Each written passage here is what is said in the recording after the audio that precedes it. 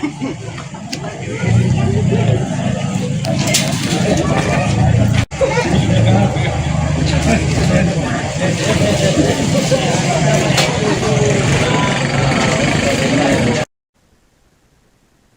40 tahun pelaku tunggal pembunuhan sadis terhadap ayah kandungnya, Marso 80 tahun, kini tengah diburu oleh pihak kepolisian. Pelaku melarikan diri dari rumah di Gang Pendowo, Raja Basa Jaya tak lama setelah melancarkan aksinya pada Jumat November pagi hari.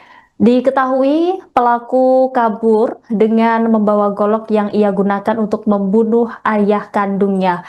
Yono, tetangga korban, membenarkan bahwa anak korban langsung pergi setelah kejadian. Sementara Kapolsek Kedaton AKP Budi Harto menegaskan bahwa timnya telah melakukan identifikasi dan olah TKP. Budi mengungkapkan kondisi korban mengalami luka bacok pada bagian leher. Saat ditemukan, kondisi korban dalam posisi duduk di ruang tamu karena pelaku sempat mendorong korban sebelum melakukan pembunuhan. Saat ini petugas kepolisian sedang melakukan pengejaran terhadap pelaku. Budi mengatakan jenazah korban telah dibawa ke Rumah Sakit Bayangkara Polda Lampung untuk pemeriksaan lebih lanjut.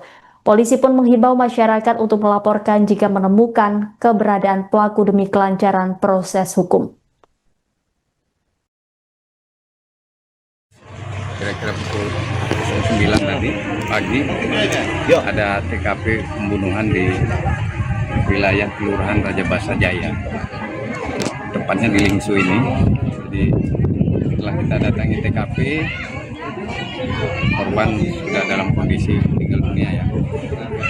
Untuk pelaku, anak kandungnya sendiri, sementara ini masih dilakukan pengejaran oleh tim TKP kita, karena si pelaku juga dalam membawa senjata tajam yang digunakan pada saat membunuh ayah kandungnya sendiri.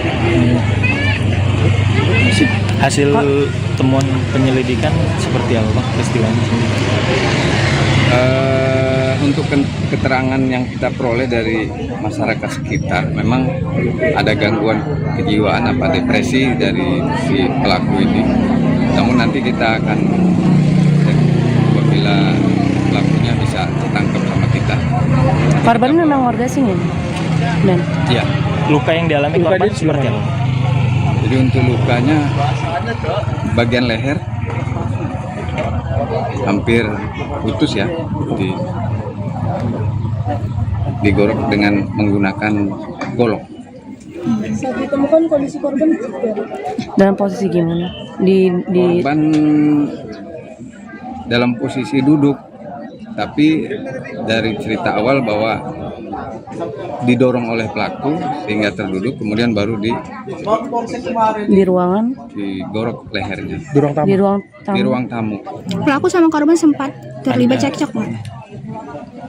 Dan menurut keterangan saksi keluarga yang ada di rumah,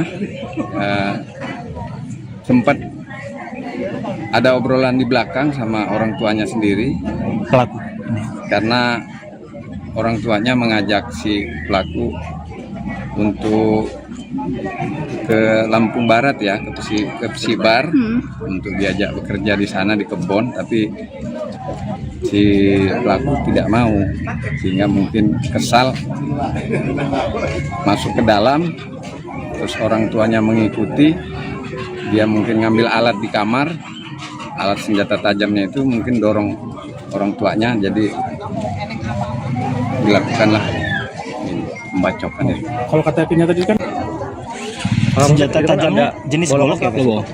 Ada lubang di dalam kamar pelaku itu, Pak.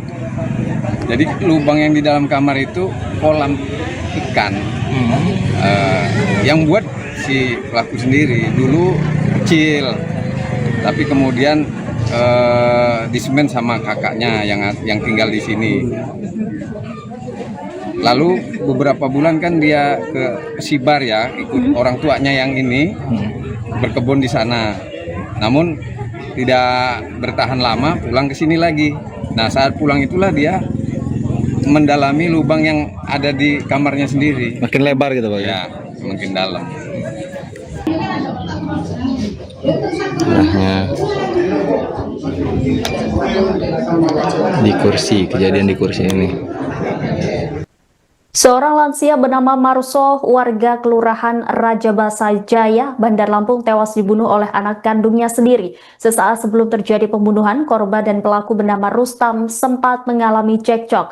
Cekcok bermula ketika pelaku menolak diajak untuk ikut ayahnya berkebun di daerah pesisir barat. Setelah melakukan aksinya, pelaku kemudian kabur dengan membawa senjata golok. Informasi selengkapnya akan disampaikan jurnalis Tribun Lampung, rekan Huri.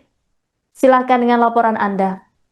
Oke, terima kasih Rima dan Tribuners, dapat kami laporkan bahwa benar sekali tadi tepat pada hari Jumat tanggal 21 November 2025 pagi berlokasi di Kelurahan Rajabasa Jaya, Kecamatan Rajabasa, Bandar Lampung telah terjadi pembunuhan yang dilakukan oleh seorang anak kandung terhadap ayah kandungnya yang telah berusia sekitar 80 tahun. Di mana kejadian ini sendiri telah bermula saat korban sedang berada di area belakang rumah mencari anaknya. Dan seketika itu ayah dari korban ini hendak mengajak pelaku atau anak kandungnya untuk berkebun di area Kabupaten Pesisir Barat.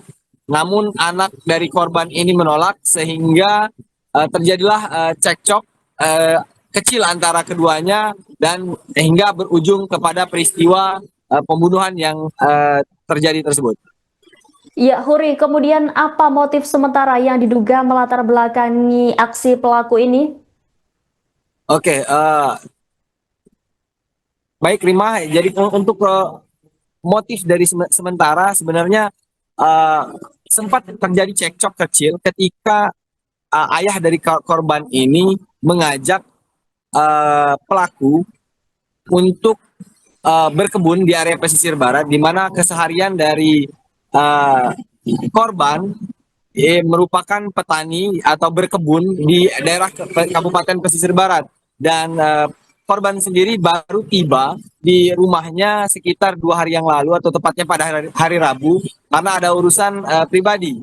Dan setelah itu korban mengajak anaknya yang sebelumnya sudah sempat ikut ke area kebun tersebut untuk mengurus kebun yang berada di Kabupaten Pesisir Barat. Namun ajakan tersebut akhirnya ditolak oleh anaknya sehingga terjadi cekcok antara keduanya, dan anaknya yang diduga karena tidak terima dengan ajakan sang ayah akhirnya masuk ke kamar dan mengambil senjata tajam jenis golok yang ada di kamarnya, sehingga terjadilah aksi saling dorong hingga orang tuanya terjatuh, sehingga akhirnya si anak atau pelaku yang bernama Rustam ini tega membacok atau menikam ayahnya di bagian leher hingga nyaris putus.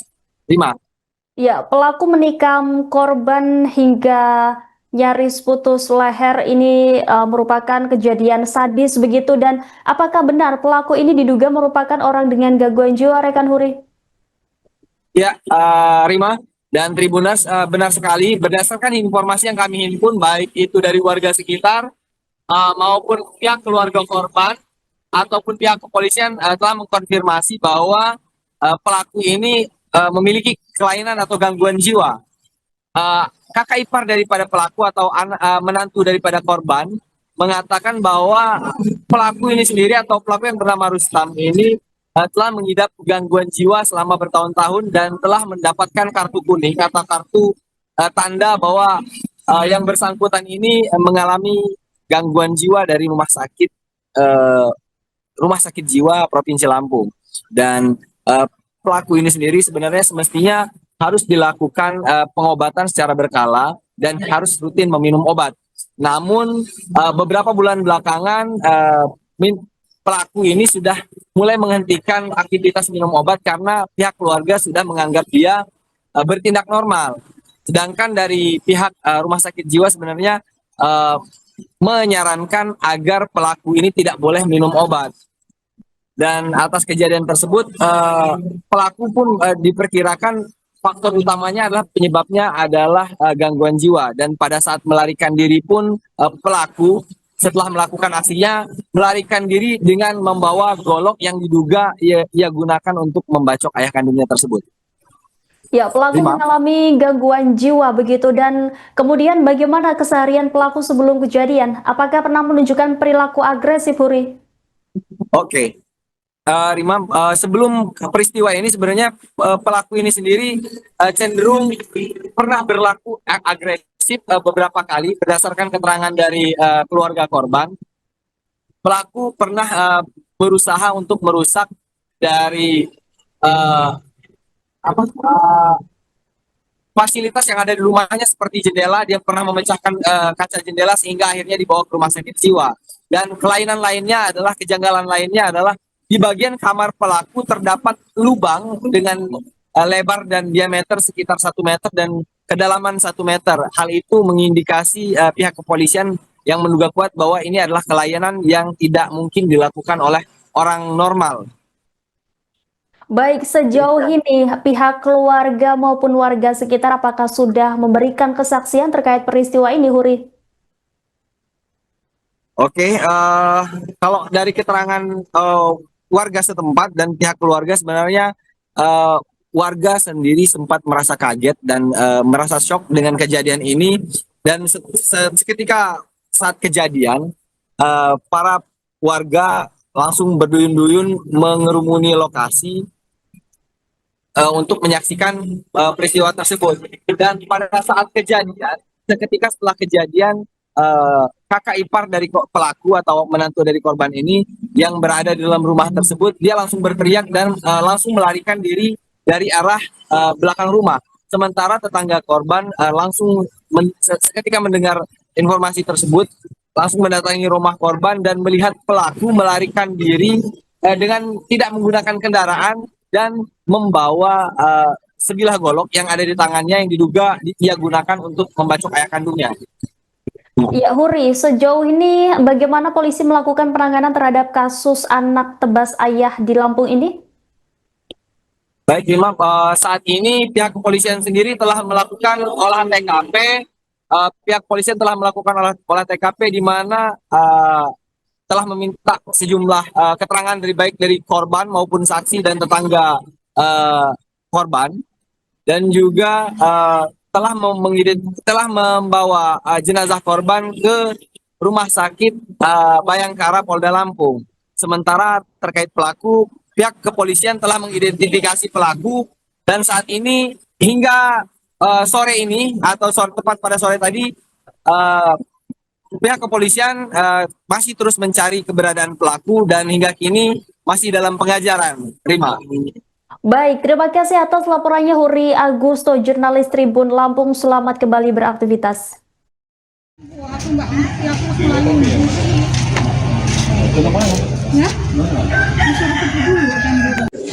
Suasana kamar pelaku.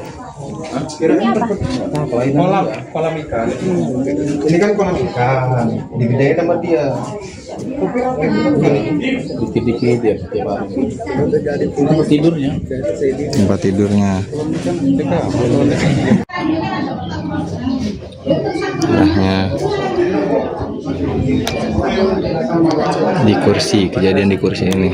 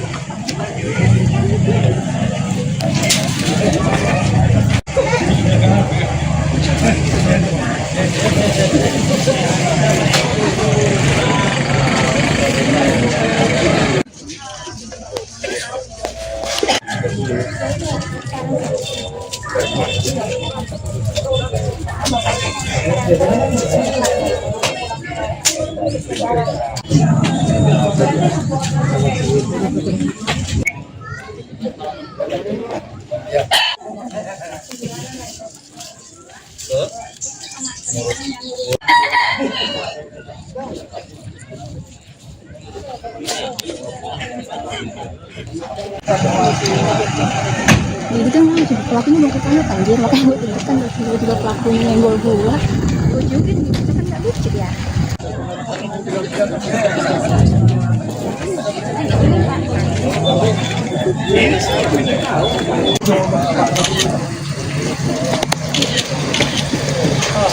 Siapa gue nih?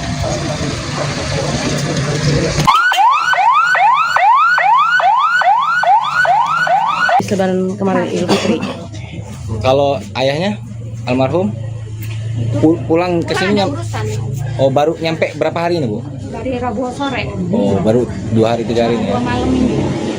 Sama ininya, badannya. Gagangnya. Karena bunyi barang dia tadinya di punggung laut namanya kan otomatis didorong. Nah, terus setelah suara itu muncrat baru paham kalau itu ternyata golok. Saya udah nggak kuat, saya lari. Gue nggak tahu. Terus saya Yang belakang atau yang depan? kurang tahu, om saya nggak berani lihat saya. Berapa kali Ibu dengar suara itu Bu?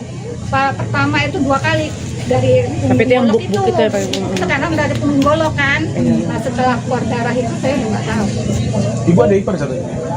Saya iya. Ada ipar ya? Dengan siapa? Nama ibu Sri Rahayu. Sri Rahayu. Usia 49. Kalau bapak mana? Bapak 87 atau 78 gitu kayaknya itu. Bu, itu Si anaknya kurang tahu belum pada. Bu kalau Dia kan juga rupanya ada bapak dia nggak senang. Dia pergi nggak tahu kemana. Pas kami nggak namanya sepi. Nggak taunya dia pergi. Pagi-pagi dia datang nggak lama bapak datang. Dan bapak kan diajakin nginep sama adek. Karena hari ini mau pulang Pak nginep sih Pak semalam tempat saya.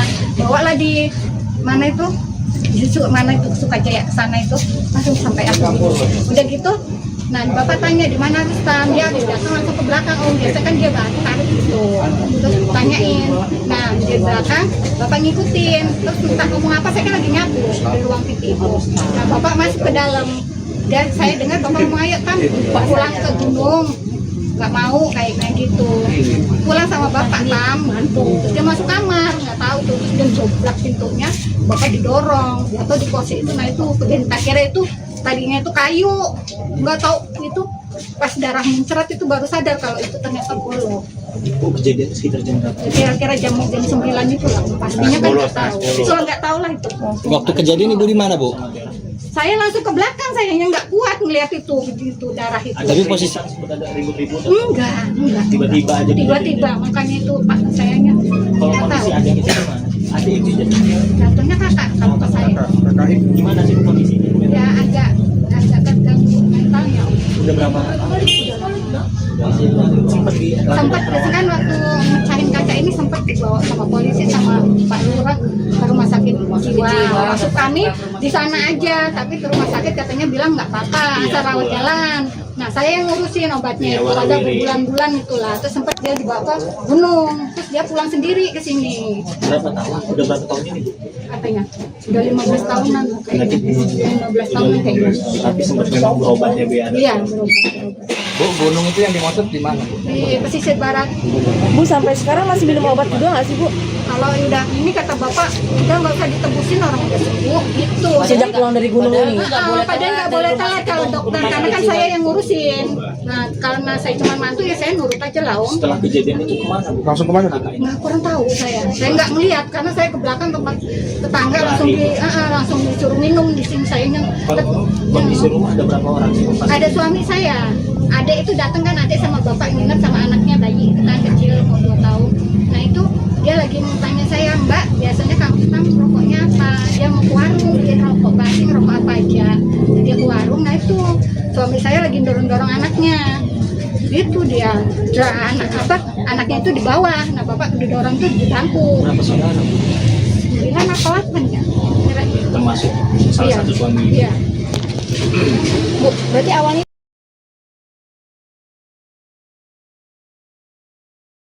Download Tribun X sekarang, menghadirkan lokal menjadi Indonesia.